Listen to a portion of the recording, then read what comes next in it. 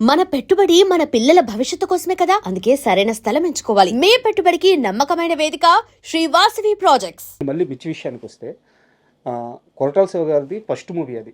అంటే ఆయనే చాలా రిస్క్ చేస్తున్నారు ఒక రైటర్గా ఉండి డైరెక్టర్ అవుదాం అని చెప్పేసి. అలాంటి టైంలో మీరు అప్పటికి దమ్ము చేసినా పంజాబ్ చేసినా ఒక పెద్ద ఇంపాక్ట్ అయితే ఇంకా మీకు పడలేదు తెలుగులో. మెయిన్ విలన్ మీరే. సో మిమ్మల్ని పెట్టుకోవడానికి ఆయన ఎలాంటి హోంవర్క్ చేశారు? మీకు ఇచ్చిన ఇన్పుట్స్ ఏంటి మిర్చి టైంకి? ఆయన నాకు తెలిసి నాకు తెలీదు ఏం హోంవర్క్ చేశారని. బట్ నా తమిళ సినిమాలు చూస్తున్నారు ఆయన అప్పుడు. సార్ చూసి నాకు కథ వచ్చి ఫోన్లో చెప్పారు ఆయన. ఫోన్ చేసి కథ చెప్పారు. కథ చెప్పిన తర్వాత క్లైమాక్స్ చెప్పారు. క్లైమాక్స్ ఇన్ఫ్యాక్ట్ డైలాగ్స్ చెప్పారు క్లైమాక్స్లో. ఆ ఊళ్ళో ఒక మగాడు ఉంటే ఈ ఊళ్ళోనూ ఒక మగాడు ఉన్నాడు రా అని చెప్పి తర్వాత కత్తి కింద వేస్తాడు, వచ్చి హగ్ చేసుకుంటాడు అండ్ అలా సినిమా ఫినిష్ అవుతుంది అని చెప్పి. నేను అడిగిన ఒకే క్వశ్చన్ ఆయనతో, ఈ లాస్ట్ క్లైమాక్స్ డైలాగ్ చెప్పారుగా మీరు, ఈ డైలాగ్ కన్ఫర్మ్డ్గా ఉంటుంది ఆ సినిమాలో అన్న. ఆయన చెప్పారు సంపత్, ఈ డైలాగ్ ఎందుకు ఉంటుందంటే లేదంటే ఆ క్యారెక్టర్ పడిపోద్ది కదా, ఎందుకంటే ఆ క్యారెక్టర్ని నేను అలా రైట్ చేశాను, అలా డిజైన్ చేసుకున్నాను ఆ క్యారెక్టర్. నేను చెప్పాను ఈ డైలాగ్ మీరు పెడుతున్నారంటే నేను కన్ఫర్మ్డ్గా ఈ సినిమా చేస్తానన్న. నాకు తెలుసు అది యాజ్ అన్ క్రియేటివ్ పర్సన్ మీకు తెలుస్తుందిగా ఎక్కడ ఇంపాక్ట్ ఉంటుందని. అండ్ ఆయన వచ్చి 100% ఆ డైలాగ్ని పెట్టారు.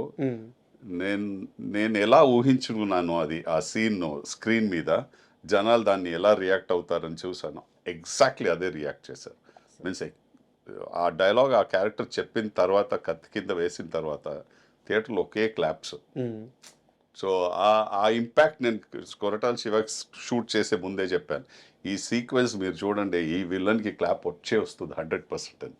అండ్ అలాగే అయింది అది. అండ్ ఆ మూవీ షూటింగ్ ఆ జర్నీ మొత్తంలో ప్రభాస్ గారితో మీ రిలేషన్ ఎలా ఉండేది? Very good. ఆయన వచ్చి ఇంటి నుంచి అన్ని వంట చేసుకొని అన్నీ తెప్పేస్తారు ఆయన. ఫిష్ నుంచి ఇది అది మటన్ చికెన్ అదన్నీ తెప్పేస్తారు. సో ఎలా అంటే నేను యాజ్ ఇట్ ఈస్ అప్పుడు చాలా హెఫ్టీగా ఉండేవాడు. నేను 98 kgs ఉన్నాను నేను అప్పుడే వర్కౌట్ చేసి. నేను ప్రభాస్ చెప్పేది, ప్రభాస్ నేను ఇంత తింటే ఇంకా వెయిట్ వేసేసుకుంటాను, నాతో ప్లీజ్ ఇవ్వకండి అని చెప్తే, లేలే సంపత్ మనం డెఫినెట్గా తినాలి అని. చాలా చాలా ఫ్రెండ్లీ అండ్ అంత పెద్ద స్టార్ అయినా అదన్నీ ఏం లేదు, హాయిగా ఉంటారు, సింపుల్గా ఉంటారు. డబ్బింగ్ విషయంలో కూడా మీకు ఏదో సంపత్ నీకు కావాల్సినంత ఫ్రీడమ్ తీసుకో, ఖచ్చితంగా నువ్వే డబ్బింగ్ చెప్పి అదన్నీ అందరూ. కానీ in fact first day it self చెప్పి మీరే చేయాలి ఇది, ఇంకెవరు చేయకూడదు. ఎందుకంటే ఈ ఫస్ట్ ఆఫ్ ఆల్ ఈ వాయిస్ యూనిక్ ఉంది. సెకండ్ మీరు ఈ స్లాంగ్ని పట్టేస్తే మనకు కరెక్ట్గా 100% హిట్ చేసేద్దాం మీ వాయిస్తో అని చెప్పి. నేను అఫ్కోర్స్ నాకు తెలిసి నేను 3 రోజులు తీసుకున్నాను డబ్బింగ్కి దాన్ని ఆ సినిమా. ఓకే, అవును. ఎందుకంటే కొత్తగా వచ్చాను, మన తెలుగు ఆ స్లాంగ్ని పట్టాలి, ఆ డిక్షన్ లోపల వెళ్ళాలి. బట్ అందరూ నాకు చాలా సపోర్ట్ చేశారు. సో కొరటాల శివ కానీ, ప్రొడ్యూసర్స్ కానీ, వంశీ, ప్రమోద్, అఫ్కోర్స్ 100% ప్రభాస్. ఆయన చెప్పేశారు ఇంకెవరు కాదు సంపత్తి డబ్ చేయాలి ఈ సినిమా అని చెప్పేశారు. అండ్ అంటే నాకు తెలిసింది సార్, ఇది నాది తప్పు అయితే నా ఓట్స్ బ్యాక్ తీసుకుంటాను, మీరు కన్ఫర్మ్ చేయండి. మిర్చి అంత పెద్ద సక్సెస్ తర్వాత మేకర్స్ అంటే ప్రొడ్యూసర్స్ కానీ డైరెక్టర్స్ కానీ మీకు వరుసగా ఆఫర్స్ ఇవ్వడానికి రెడీ. బట్ తెలుగులో కొంతమంది హీరోలు సంపత్ని పక్కన విలన్గా పెట్టుకుంటే మేము మ్యాచ్ చేయలేము అని చెప్పేసి కొన్ని ప్రాజెక్ట్స్ మిస్ అయినాయి. అవునా? నాకు తెలియదు, దాకా రాలేదు అది. ఏంటి లేదు. నేను అందరూ తర్వాత చేశాను కాబట్టి మహేష్ బాబుతో చేశా, అవునవును, అందరితో చేశా.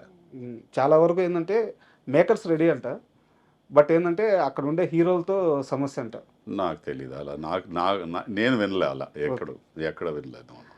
అండ్ నాకు తెలిసి అలా ఉండదు సార్, ఎందుకంటే నేను యాక్ట్ చేసిన అన్ని హీరోస్ చాలా కాన్ఫిడెంట్ అయిన హీరోస్. సో నాకు ఒక్కసారి నేను చెప్పేది యాక్ట్ చేయని హీరోల గురించి. తెలియదు నాకు, మళ్ళీ తెలీదే, నాతో యాక్ట్ చేయలేదంటే నాకు ఎలా తెలుస్తుంది సార్? అండ్ సారీ సార్, అంటే మిర్చిలోకి వెళ్దాము. మీరు డైలాగ్ చెప్పారు కాబట్టి ఒక కంటిన్యూటీ క్వశ్చన్ అడిగి మిర్చి గురించి వెళ్దాం. మామూలుగా తెలుగు 2 రాష్ట్రాల్లో ఒక వాయిస్ అంటే సినీ ఎన్టీఆర్ గారు, ఆయన దేవుళ్ళ భావిస్తాం. ఆయన తరువాత మోహన్ బాబు గారు. ఆయన వాయిస్‌కి ఇక్కడ కొన్ని కోట్ల మంది ఫ్యాన్స్ ఉన్నారు. అవును బట్ ఆయన మీ వాయిస్‌కి ఫ్యాన్ అంటారు. అవును చెప్పారు నాకు. అంటే ఏ సందర్భంలో అలా చెప్పారు? ఏం జరిగింది కాస్త వివరంగా చెప్తారా? నేను విష్ణుతో ఒక సినిమా షూటింగ్లో ఉండేటప్పుడు వాళ్ళ ఇంటి దగ్గరే షూట్ చేశాను. సార్. సో విష్ణు చెప్పారు, నాన్నగారు మిమ్మల్ని కలవాలి అని చెప్తున్నారు, ప్యాకప్ అయిన తర్వాత ఇంటికి వస్తారు. వాళ్ళ గేట్ బయటే షూట్ చేస్తున్నారు. సార్. సో వెళ్తే ఆయన కూర్చున్నారు అక్కడ. అండ్ చాలా చాలా అంత సింపుల్గా మాట్లాడారు నాతో యాక్చువల్లీ. హ్మ్. హ్మ్.